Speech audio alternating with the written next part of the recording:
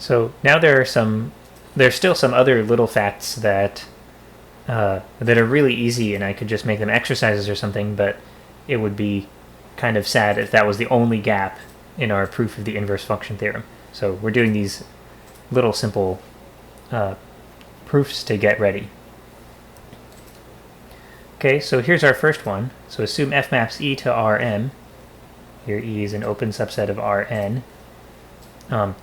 And assume it's given by f of x equals y naught,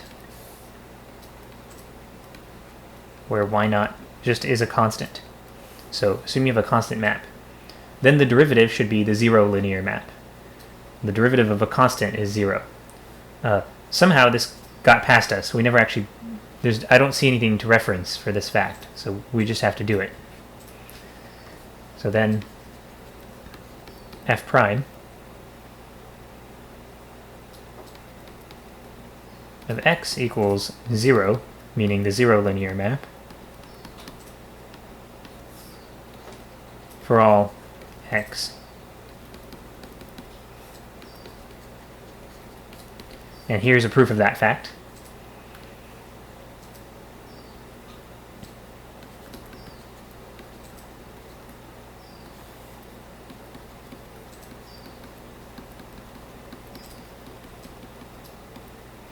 So here's the zero linear map applied to H.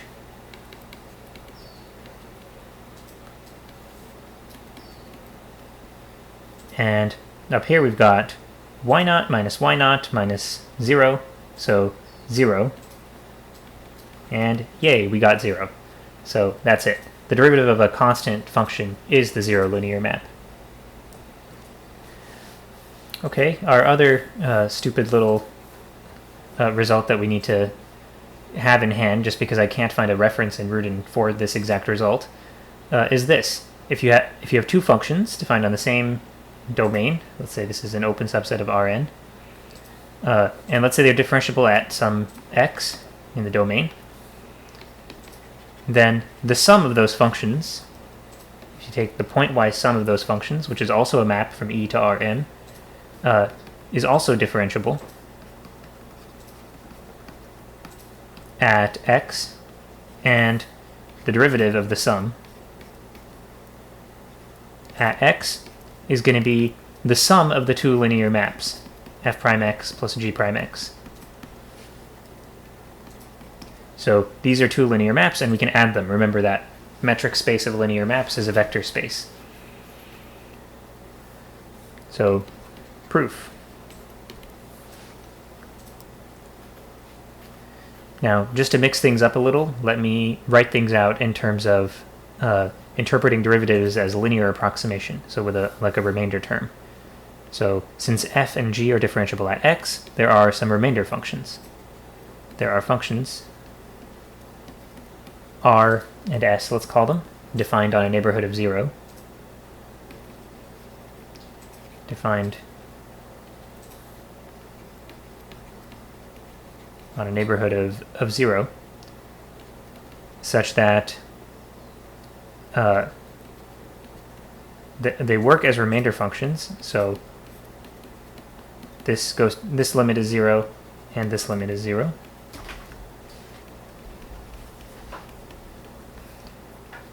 And r is the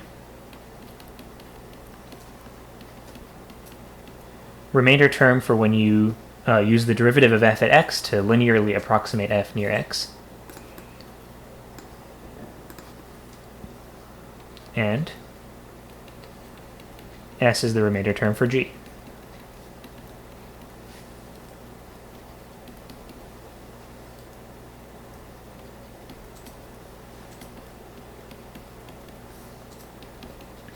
Then, if you take f plus g at x plus h,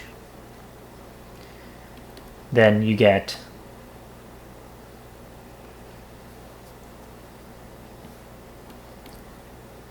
by definition of the pointwise sum of linear maps, you get f of x plus h plus g of x plus h.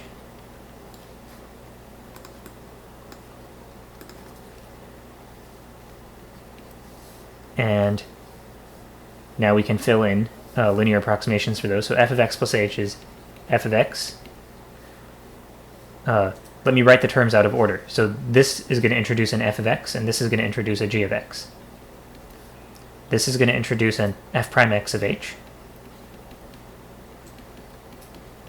And this is going to introduce a g prime x of h.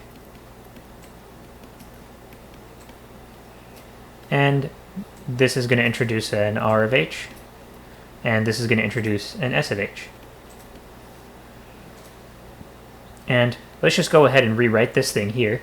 This is, by definition of the pointwise sum for linear maps, the way adding linear maps works, this is f prime x plus g prime x, all evaluated at h. So let's write it that way.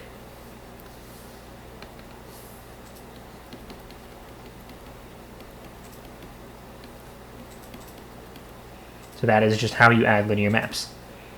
And so we are done if we can verify that this thing goes to 0 fast enough. Because what you see here is the correct thing. It's f prime x plus g prime x. So then we have this, and when you look at the limit, h goes to 0, rh plus sh over norm h, then just view it like this.